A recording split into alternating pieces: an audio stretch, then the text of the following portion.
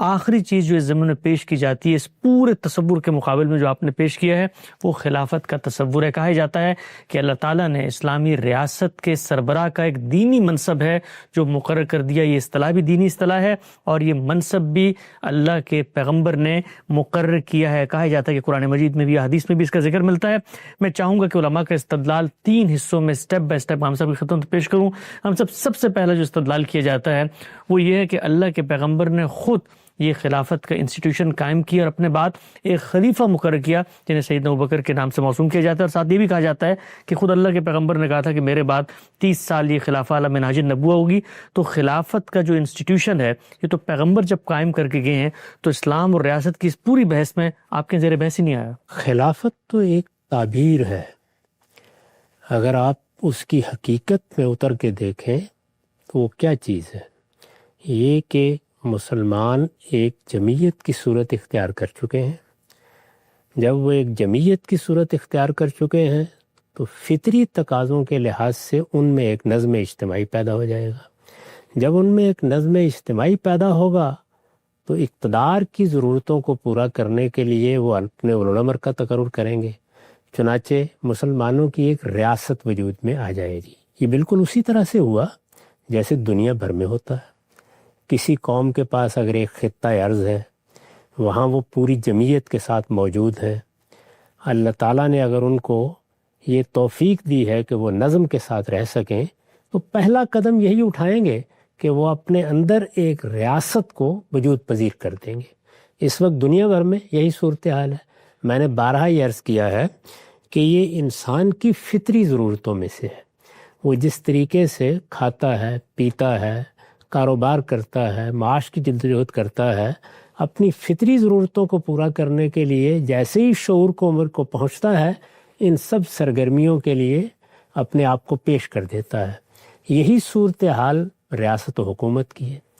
جب بھی لوگ جمع ہوں گے، کسی ایک جگہ موجود ہوں گے، ان کی فطری ضرورت یہ ہے کہ ان میں امن قائم ہو، ان میں کوئی شخص ایک دوسرے کی عزت آبرو کے خلاف کسی زیادتی کا ارتکاب نہ کرے، لوگوں کے حقوق تلف نہ ہوں اور کسی کی جان مال آبرو کو کوئی خطرہ لاحق نہ ہو۔ اس مقصد سے لوگ اپنے اندر نظم پیدا کرتے ہیں۔ وہ نظم قبیلے کی سطح پر بھی ہو سکتا ہے، وہ قدیم ریاستوں کی صورت میں بھی ہو سکتا ہے، وہ اس زمانے کی بڑی سلطنتوں کی صورت میں بھی ہو سکتا ہے، وہ قومی ریاستوں کی صورت میں بھی ہو سکتا ہے۔ اس نوعیت کا نظم چونکہ ایک فطری تقاضے سے پیدا ہوتا ہے، اس لیے جیسے ہی رسالت مآب صلی اللہ علیہ وسلم کو مدینہ میں اقتدار حاصل ہوا، مدینہ میں اقتدار دعوت کی اس جدوجہد کا نتیجہ تھا جو آپ نے مکے میں بھی کی، اور پھر وہ لوگ جو باہر کے قبیلوں سے آ رہے تھے ان کے سامنے دعوت پیش کر کے اس کو اتمام و اکمال تک پہنچایا۔ ٹھیک، جب مدینہ سے یا یثرب سے بعض لوگوں نے اس دعوت کو قبول کر لیا، اور وہ جس طرح کے شبلی نے اپنی سیرت النبی میں تعبیر اختیار کی ہے، اپنے علاقے کے رؤوس القبائل تھے، 2 بڑے قبیلے تھے، ایک اوس کا قبیلہ ایک خزرج کا قبیلہ، ان کے سرداروں نے، ان کے بڑوں نے جب رسالت مآب صلی اللہ علیہ وسلم کے ہاتھ پر اسلام قبول کر لیا، آپ کو یثرب آنے کی دعوت دی، تو اس کے معنی ہی یہ تھے کہ یثرب میں ایک خطہ ارض میسر آ گیا ہے، مسلمان اب وہاں منتقل ہو سکتے ہیں، ان کے اندر ایک جمعیت پیدا کرنے کا موقع پیدا ہو گیا ہے۔ اب اس کے لازمی نتیجے کے طور پر وہاں حکومت قائم ہو جائے گی، چنانچہ وہ حکومت وہاں قائم ہو گئی۔ رسالت مآب صلی اللہ علیہ وسلم جب دنیا سے رخصت ہوئے ہیں تو اس وقت ایسا نہیں ہے کہ آپ کسی غار میں بیٹھے ہوئے تھے، ایک حکومت کی جو قائم ہو چکی تھی سربراہی فرما رہے تھے، اس کی سربراہ کی حیثیت سے آپ نے ذمہ داریاں انجام دی تھیں، اس میں جنگیں لڑی تھیں، اور رسالت مآب کی زندگی ہی میں اس کے حدود پورے جزیرہ نما عرب تک وسیع ہو گئے تھے۔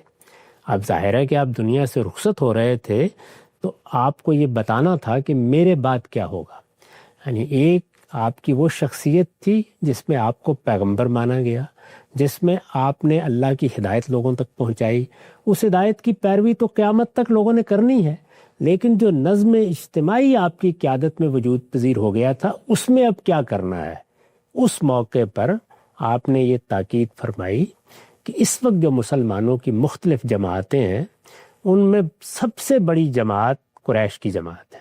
مہاجرین قریش ہیں جن کو اس سے پہلے بھی عرب میں اقتدار حاصل تھا اور مسلمان ہونے کے بعد بھی ان کی اس حیثیت میں کوئی تبدیلی نہیں ہوئی، اس لیے میرے بعد اقتدار قریش کو منتقل ہو جائے گا۔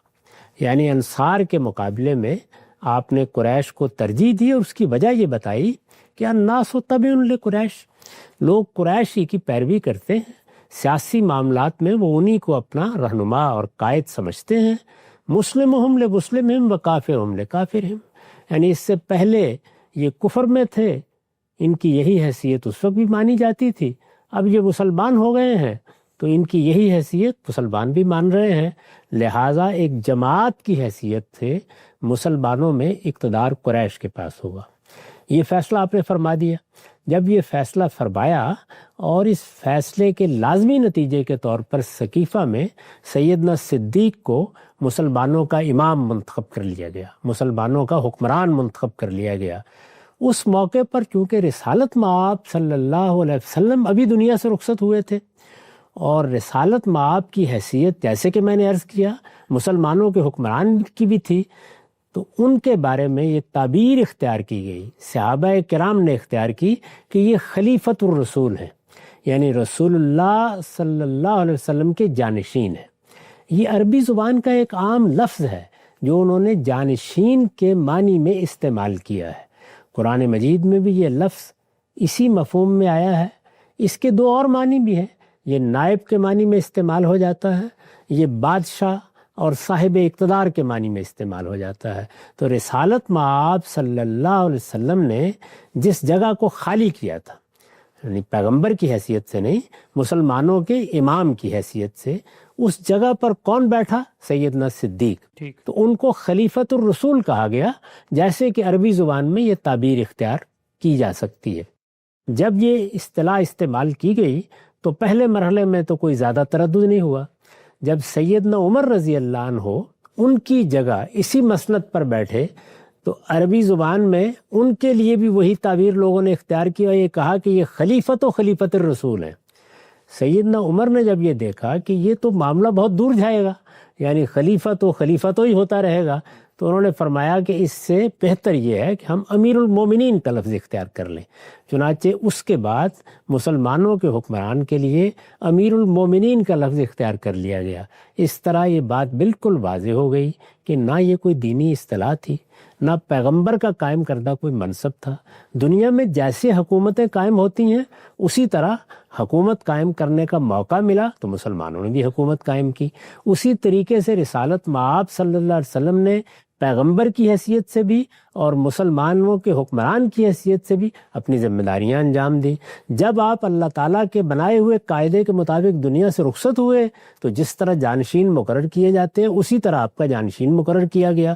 اس جانشین کو اگر ہم ہوتے تو رسول اللہ کا جانشین کہتے اپنی زبان میں، انہوں نے عربی زبان میں اس کے لیے خلیفہ کا لفظ موجود تھا، وہ استعمال کیا۔ جب تک وہ لفظ موضوع رہا استعمال کیا، وہ ناموضوع ہوا تو اس کو تبدیل کر کے امیر المومنین کا لفظ اختیار کر لیا۔ یہ پس منظر ہے۔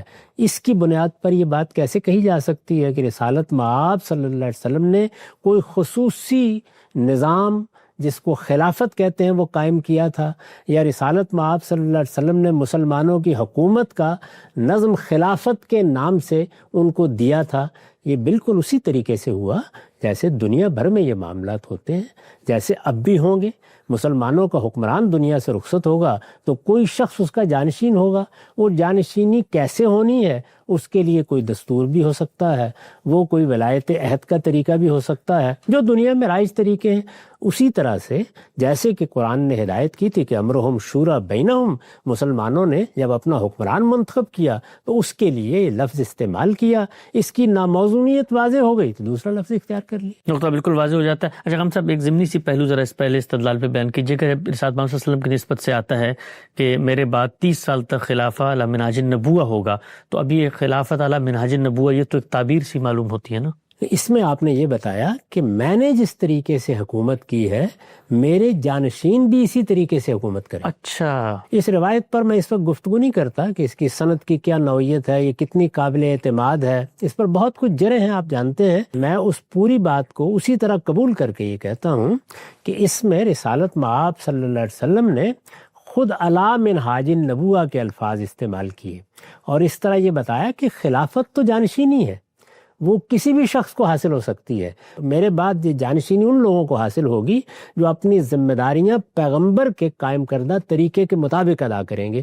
اسی کو عربی زبان میں علی منہاج النبوہ کہا جاتا ہے اور اسی پہلو کو سامنے رکھ کر بعد میں ہم نے راشدہ کی تعبیر اختیار کی. یعنی خود اپنی ذات میں خلافت کوئی دینی یا مذہبی چیز نہیں ہے. وہ علی منہاج النبوہ یا راشدہ کے الفاظ اسی لیے اضافہ کیے جاتے ہیں. راشدہ کا مطلب یعنی جو ہدایت پر ہے، جس نے رشد کو اختیار کر لیا ہے، نیکی اور خیر کو اختیار کر لیا ہے. جب اس طرح کی حکومت قائم کی گئی تو اس کو خلافت راشدہ کہا گیا، یا وہ پیغمبر کے طریقے کی پیرو ہے تو اسے علی منہاج النبوہ کہا گیا. یہ اضافے خود بتا رہے ہیں کہ لفظ خلافت میں کوئی دینی مفہوم موجود نہیں ہے، وہ عربی زبان کا ایک عام لفظ ہے. چنانچہ اگر کوئی دینی پہلو اس میں پیدا کرنا ہے تو یہ اضافے کرنے پڑیں گے. نقطہ بالکل واضح ہو جاتا ہے. ہم سے جو پہلا استدلال تھا کہ رسالت مآب صلی اللہ علیہ وسلم نے خود ایک انسٹیٹیوشن قائم کیا ہے، واضح ہو جاتا ہے کہ امرہم شورا بینہم کے طرز پہ ہی رسول اللہ صلی اللہ علیہ وسلم کے بعد جس شخص نے حکمران بننا تھا وہ حکمران بنا اور اس کو خلیفہ قرار دے دیا گیا. اچھا، ہم سب آگے بڑھاتے ہیں سلسلہ گفتگو کو. یہ جو آپ نے اس وقت پیشکش کی ہے اس کو اگر قبول کر لیں تو اس پر جو اگلا اعتراض ہے علماء کی جانب سے وہ یہ کہ اگر خلافت کوئی مذہبی انسٹیٹیوشن نہیں ہے، کوئی دینی اصطلاح نہیں ہے، تو پھر قرآن مجید نے متعدد مقامات پر خود خلیفہ کا لفظ کیوں استعمال کیا؟ اگر قرآن مجید میں ایک لفظ استعمال ہوا ہے تو گویا وہ تو دینی اصطلاح بن گئی. سورہ بقرہ میں آتا ہے، سورہ صاد میں آتا ہے، اس طرح سورہ نور کے اندر آتا ہے انی جاعل فی الارض خلیفہ ہے. سیدنا داؤد کو کام نے تمہیں خلیفہ مقرر کر دیا. اس طرح سے مومنین کو بشارت دی کہ لا یستخلفنہم فی الارض، زمین میں ہم پھر تمہیں خلافت عطا کر دیں گے. اگر خلافت دینی اصطلاح نہیں ہے جیسے آپ نے بتایا تو پھر قرآن مجید تو اس کو باقاعدہ خلیفہ کا نام لے کر بیان کرتا ہے. آپ کو یاد ہوگا کہ میں نے 2015 میں ایک مضمون لکھا تھا، اس میں نے یہ بتایا تھا کہ اسلام اور ریاست کے باہمی تعلق کو کس نظر سے دیکھنا چاہیے. اسلام اور ریاست ایک جوابی بیانیہ کے زیر عنوان یہ مضمون لکھا گیا تھا. اس میں نے اس موضوع پر بھی اپنی رائے بیان کی تھی، یعنی یہ خلافت کیا چیز ہے، اس کی دینی حیثیت کیا ہے. اس کے جواب میں بہت سے اہل علم نے مضامین لکھے. اسی میں ایک مضمون مولانا تقی عثمانی صاحب کا تھا. میں نے اس کے جواب میں پھر اپنے موقف کی مزید وضاحت کی. میں اس کا ایک حصہ آپ کے سامنے رکھ دیتا ہوں، اس سے بالکل واضح ہو جائے گا کہ اس باب میں کیا غلط فہمی بالعموم لوگوں کو لاحق ہوتی ہے. میں نے لکھا تھا اس میں شبہ نہیں کہ خلافت کا لفظ اب کئی صدیوں سے اصطلاح کے طور پر استعمال ہوتا ہے، یعنی ہمارے ہاں یہ اصطلاح بن چکی ہے. اس میں شبہ نہیں کہ خلافت کا لفظ اب کئی صدیوں سے اصطلاح کے طور پر استعمال ہوتا ہے، لیکن یہ ہرگز کوئی دینی اصطلاح نہیں ہے. یہ کوئی دینی اصطلاح نہیں ہے. دینی اصطلاحات رازی، غزالی، ماوردی، ابن حزم اور ابن خلدون کے بنانے سے نہیں بنتی، اور نہ ہر وہ لفظ جسے مسلمان کسی خاص مفہوم میں استعمال کرنا شروع کر دیں دینی اصطلاح بن جاتا ہے. یہ اللہ اور اس کے رسولوں کے بنانے سے بنتی ہیں. ہم جب کسی چیز کو کہتے ہیں یہ دینی اصطلاح ہے تو اس کی سند اللہ اور اس کے رسول سے ملنی چاہیے. بعد کے زمانوں میں مسلمانوں کے اہل فکر نے بہت سی اصطلاحات بنائی ہیں. علم عمرانیات کی اصطلاحات ہیں، علم نحو کی اصطلاحات ہیں، علم صرف کی اصطلاحات ہیں، علم لغت کی اصطلاحات ہیں، اصول فقہ کی اصطلاحات ہیں، اصول حدیث کی اصطلاحات ہیں. یہ اصطلاحات ان علوم و فنون کی اصطلاحات ہیں، مسلمانوں کے اہل علم نے بنائی ہیں، لیکن یہ دینی اصطلاحات نہیں ہیں. یہ اللہ اور اس کے رسولوں کے بنانے سے بنتی ہیں. یعنی دینی اصطلاحات جب بنیں گی اللہ بنائے گا، اس کے پیغمبر بنائیں گے، اور اسی وقت قابل تسلیم ہوتی ہیں جب ان کا اصطلاحی مفہوم قرآن و حدیث کے نصوص یا دوسرے الہامی صحائف سے ثابت کر دیا جائے. یعنی اگر ان کو ثابت کرنا ہو تو پھر آپ کو بتانا پڑے گا کہ یہ اصطلاح قرآن نے بنا دی ہے، یہ اس سے پہلے الہامی صحائف میں اصطلاح کے طور پر لفظ مستعمل رہا ہے، یہ بتانا پڑے گا۔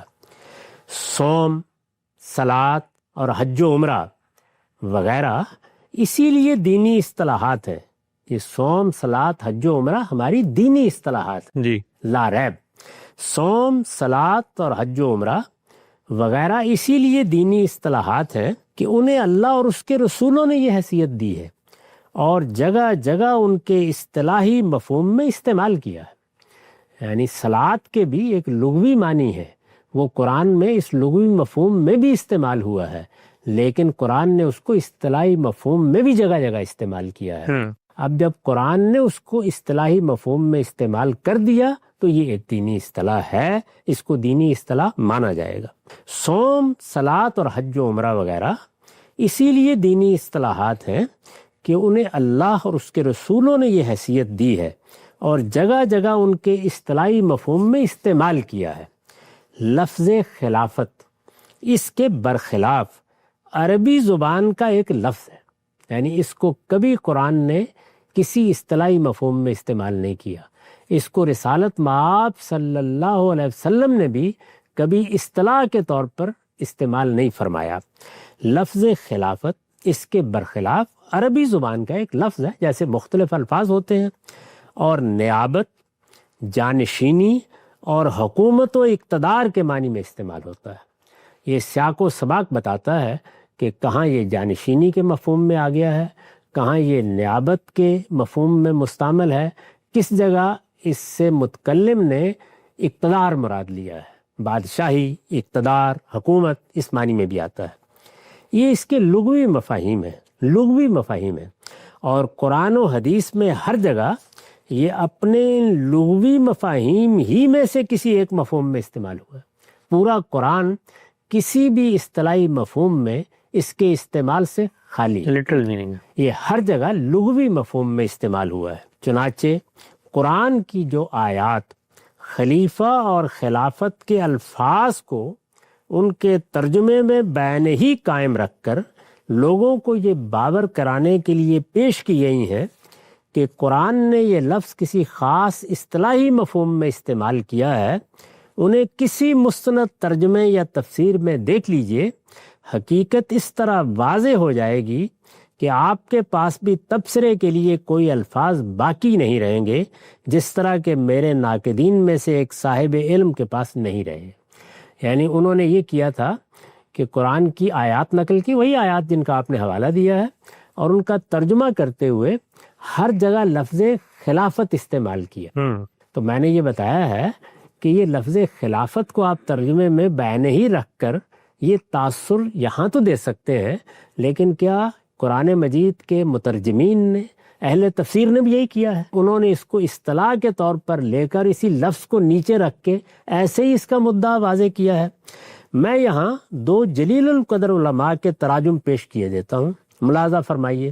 سورہ بقرہ کی آیت 30 شاہ عبد القادر کا ترجمہ ہے، اور جب کہا تیرے رب نے فرشتوں کو مجھ کو بنانا ہے زمین میں ایک نائب، انی جاعل فی الارض خلیفہ، انی جاعل فی الارض خلیفہ، تو دیکھیے انہوں نے ترجمہ کیا کیا؟ نائب۔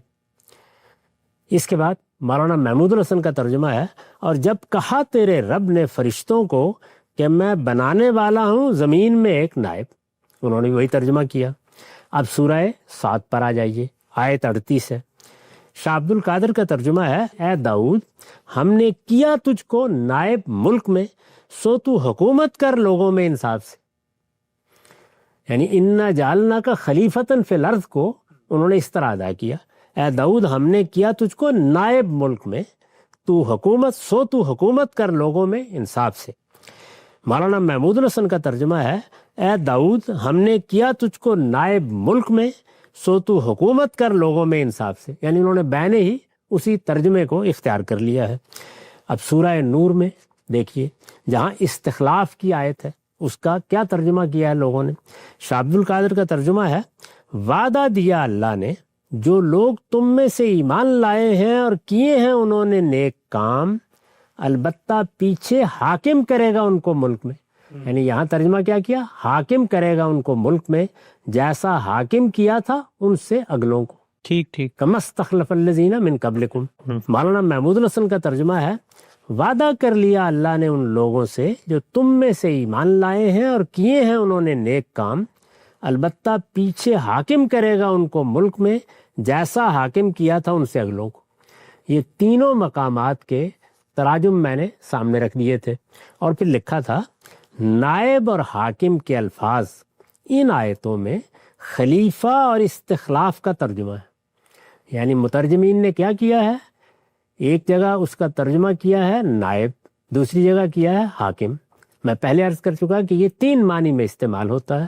یعنی لغوی لحاظ سے اس کا ترجمہ جانشین بھی ہو سکتا ہے، حاکم بھی ہو سکتا ہے اور صاحب اقتدار بھی ہو سکتا ہے، جس کو حاکم کے لفظ سے یہاں انہوں نے بیان کیا ہے. نائب اور حاکم کے الفاظ ان آیتوں میں خلیفہ اور استخلاف کا ترجمہ ہے اور صاف واضح ہے کہ اپنے اندر کوئی دینی مفہوم نہیں رکھتے. نائب، جانشین، حاکم، ان میں کوئی دینی مفہوم نہیں ہے. نائب اور حاکم کے الفاظ ان آیتوں میں خلیفہ اور استخلاف کا ترجمہ ہے اور صاف واضح ہے کہ اپنے اندر کوئی دینی مفہوم نہیں رکھتے، الا یہ کہ کوئی شخص یہ دعویٰ کرنے کا حوصلہ کر لے کہ عربی زبان کا ہر وہ لفظ جو قرآن میں استعمال کیا گیا ہو دینی اصطلاح بن جاتا ہے. یعنی یہ دعویٰ کر کے کوئی آدمی یہ بات کہہ سکتا ہے، ورنہ عربیت کی روح سے زبان کے اسالیب کو سامنے رکھ کر کوئی آدمی بھی یہ بات کہنے کی جسارت نہیں کر سکتا. یہی صورتحال احادیث و آثار کی ہے. ان میں بھی لفظ خلافت اور اس کے تمام مشتقات انہی مفاہیم میں استعمال کیے گئے ہیں جو اوپر بیان ہوئے ہیں. یعنی خواہ لفظ خلیفہ استعمال ہوا ہے، خواہ خلافت ہوا ہے، خواہ استخلاف ہوا ہے، وہ انہی تینوں مفاہیم میں سے کسی مفہوم میں ہے. یہاں تک کہ جانشین کے معنی میں لفظ خلیفہ خود اللہ تعالیٰ کے لیے بھی استعمال ہوا ہے. یعنی لفظ خلیفہ جانشین کے معنی میں اللہ تعالیٰ کے پیغمبر نے ایک روایت میں اللہ تعالیٰ کے لیے استعمال فرمایا ہے، لغوی مفہوم میں جیسے کہ استعمال کیے جاتے ہیں. یہی سبب ہے کہ ہدایت یافتہ حکومت یا نبوت کے طریقے پر حکومت، وہی علی منہاج النبوہ یا راشدہ، یہی سبب ہے کہ ہدایت یافتہ حکومت یا نبوت کے طریقے پر حکومت جیسے مدعا کو ادا کرنا مقصود ہو تو اس کے لیے یہ لفظ تنہا کافی نہیں ہوتا. دینی اصطلاح ہوتا تو تنہا کافی تھا، یہ لفظ تنہا کافی نہیں ہوتا، بلکہ اس کے ساتھ راشدہ اور علی منہاج النبوہ جیسی تعبیرات کا اضافہ کرنا پڑتا ہے. ہمارے علماء نے اسی طرح کی تعبیرات کو مقدر مان کر خلافت کو ایک اصطلاح بنایا ہے، علماء نے بنایا ہے. اس لحاظ سے یہ مسلمانوں کے علم سیاست اور عمرانیات کی ایک اصطلاح تو یقیناً ہو سکتی ہے، جیسے فقہ، کلام، حدیث اور اس طرح کے دوسرے علوم کی اصطلاحات ہیں، مگر دینی اصطلاح نہیں ہو سکتی. اللہ اور رسول کے سوا کسی کی ہستی نہیں ہے کہ وہ کسی لفظ کو دینی اصطلاح قرار دے. یہ انہی کا حق ہے، اور کسی لفظ کے بارے میں یہ دعویٰ کہ وہ دینی اصطلاح ہے انہی کے ارشادات سے ثابت کیا جائے گا. یہ ابن خلدون کے مقدمے سے ثابت نہیں کیا جا سکتا. کیونکہ ان لوگوں کے حوالے دیے گئے تھے تو اس لیے میں نے یہ بتایا ہے کہ ابن خلدون ہوں یا غزالی ہوں یا کوئی اور بڑے سے بڑا عالم وہ اصطلاح بنا سکتا ہے، لیکن وہ اصطلاح اس علم کی اصطلاح ہوگی، وہ مسلمانوں میں رائج ایک اصطلاح قرار دی جائے گی. اس کو دینی اصطلاح نہیں کہا جا سکتا. دینی اصطلاحات اللہ اور اس کے پیغمبر بناتے ہیں، اور وہ بناتے ہیں ان کے ارشادات سے ثابت ہوتی ہیں، تو اسی صورت میں ان کو دینی اصطلاح قرار دیا جاتا ہے. صاحب دوسرا نقطہ بھی بالکل واضح ہو جاتا ہے کہ قرآن مجید کی جن آیات سے استدلال کر کے کہا جاتا ہے کہ خلافت ایک دینی اصطلاح ہے، اس پہ غامدی صاحب کا جواب سامنے آ چکا ہے. ہم صاحب ایک آخری چیز وہ یہ ہے کہ اگر یہ دونوں باتیں آپ کی مان لیں تو علماء کا یہ کہنا ہے کہ پھر کیا وجہ ہے کہ رسالت پاک صلی اللہ علیہ وسلم نے متعدد احادیث میں پورے مسلمانوں کی جمعیت میں ایک خلیفہ کی بات کیے، گویا پوری دنیا میں صرف ایک خلیفہ ہوگا. چند روایتیں میں آپ کی خدمت میں پیش کرتا ہوں، اس کا بھی آپ جواب دیں. ارشاد فرمایا جو شخص تمہارے پاس آئے اور تم ایک شخص کے خلیفہ پر متحد ہو اور وہ تمہارے درمیان اتحاد کو توڑنا چاہیے، تمہاری جماعت میں تفرقہ ڈالنا چاہے تو اسے قتل کر دو۔ اس طرح ایک اور جگہ پہ ارشاد فرمایا، مسلم کی حدیث ہے، جب دو خلیفوں کے لیے بیعت لی جائے تو ان میں سے ایک دوسرے کو قتل کر دے گا۔ اور آخری روایت ضمن پیش کی جاتی ہے، جس نے کسی امام کی بیعت کی اور اس کے ساتھ ہاتھ اور دل سے وفاداری کا عہد لیا تو جہاں تک اس کی استطاعت ہو اس کی اطاعت کرے، اگر کوئی دوسرا آ کر اس سے خلافت چھیننے کی کوشش کرے تو اس دوسرے کی گردن مار دو۔ اگر یہ پوری کی پوری بات جو آپ نے بیان کی وہ درست ہے تو پھر اللہ کے پیغمبر کہہ رہے ہیں ایک خلیفہ ہونا چاہیے، اس کا مطلب خلافت کے بارے میں کچھ دینی ہدایت تو آ گئی سامنے۔ یہ روایات اس وقت بھی پیش کی گئی تھیں جب علماء نے میرے نقطہ نظر پر تنقید کی۔ ان کے بارے میں کچھ کہنے سے پہلے میں یہ عرض کرنا چاہوں گا کہ یہ میری بھی آرزو ہو سکتی ہے، آپ کی بھی آرزو ہو سکتی ہے کہ مسلمانوں کی ایک حکومت دنیا میں قائم ہو جائے۔ ہم یہ دیکھ رہے ہیں کہ 50 ریاستوں نے مل کر ریاستہائے متحدہ امریکہ کو قائم کیا ہے۔ جی، ہمارے ہم 57 کے قریب ممالک ہیں، انڈونیشیا سے لے کر مراکش تک، اگر وہ سب ایک حکومت کی صورت اختیار کر لیتے ہیں تو اس سے زیادہ اچھی بات کیا ہو سکتی ہے؟ ٹھیک۔ اس کے لیے لوگ اگر جدوجہد کرتے ہیں یا توجہ دلاتے ہیں یا اس کے کوئی منصوبے پیش کرتے ہیں تو ان کا خیر مقدم ہی ہونا چاہیے۔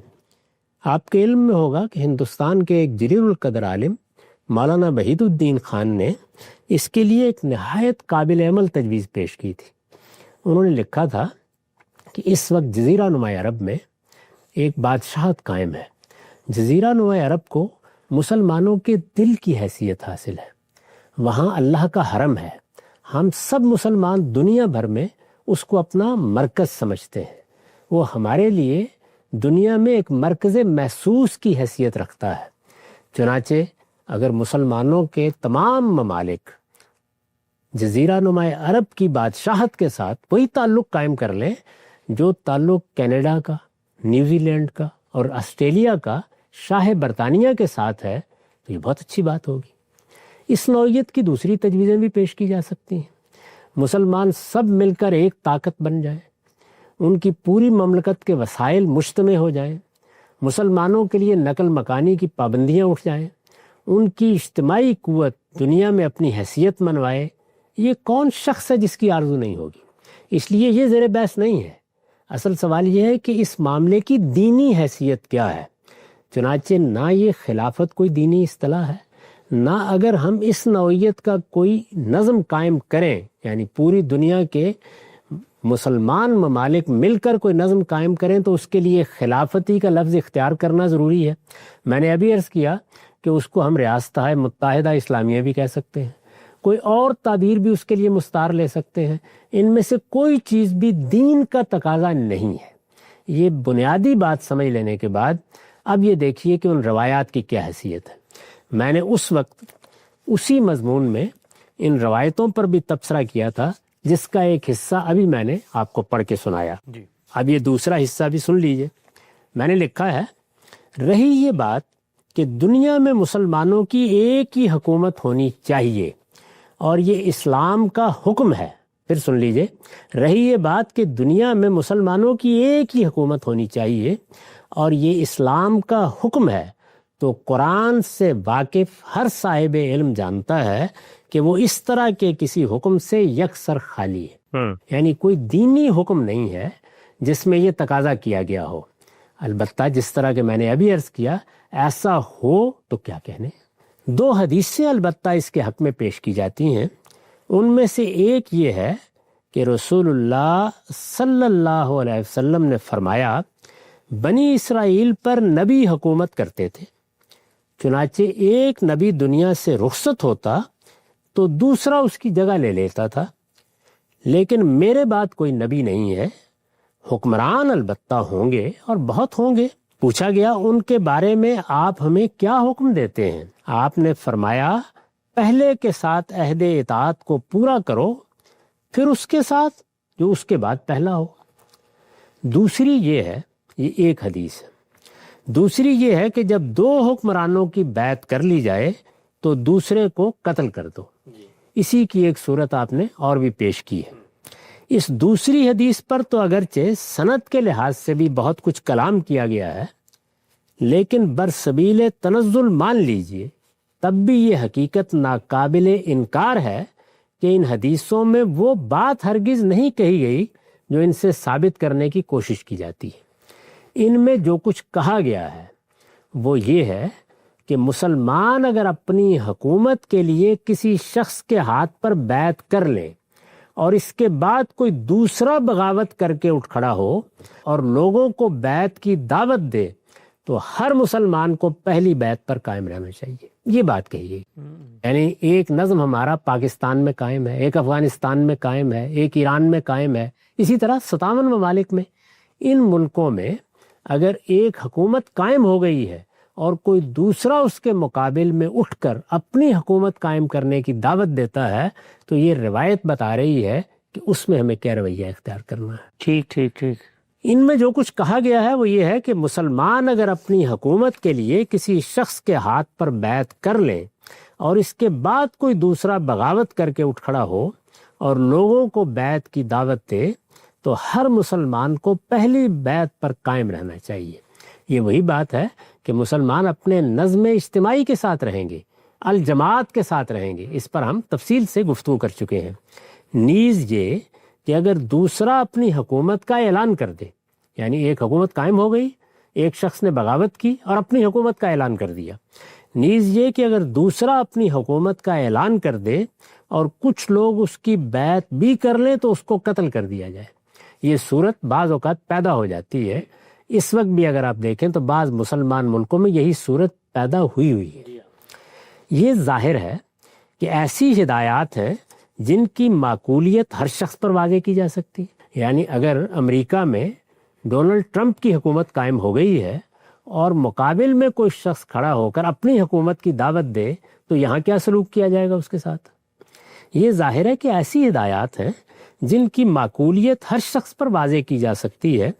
چنانچہ رسول اللہ صلی اللہ علیہ وسلم کے دنیا سے رخصت ہو جانے کے بعد جب انصار میں سے ایک شخص نے یہ تجویز پیش کی کہ انصار اور مہاجرین دونوں میں سے ایک ایک حکمران بنا لیا جائے تو سیدنا عمر نے اسی اصول پر فرمایا کہ یہ تو ایک نیام میں دو تلواریں ہو جائیں گی، اور صدیق اکبر رضی اللہ عنہ نے بھی اس موقع پر لوگوں کو متنبہ کیا کہ ایک ہی مملکت میں دو حکمران نہیں ہو سکتے۔ یہ مدعا ہے، اس لیے کہ اس کا نتیجہ یہی نکلے گا کہ سخت اختلافات پیدا ہو جائیں گے، صلاح کے بجائے فساد بڑھے گا، پورا نظم منتشر ہو کر رہ جائے گا، اور رسول اللہ صلی اللہ علیہ وسلم نے لوگوں کو جس طریقے پر چھوڑا تھا اس کی جگہ یہ بدعت لے لے گی کہ ایک ہی مملکت میں دو لوگ حکومت کر رہے ہوں گے۔ ان روایتوں کی نسبت، دونوں روایتوں کی، ان روایتوں کی نسبت اگر خدا کے پیغمبر کی طرف صحیح ہے تو آپ نے جو کچھ فرمایا وہ یہی تھا۔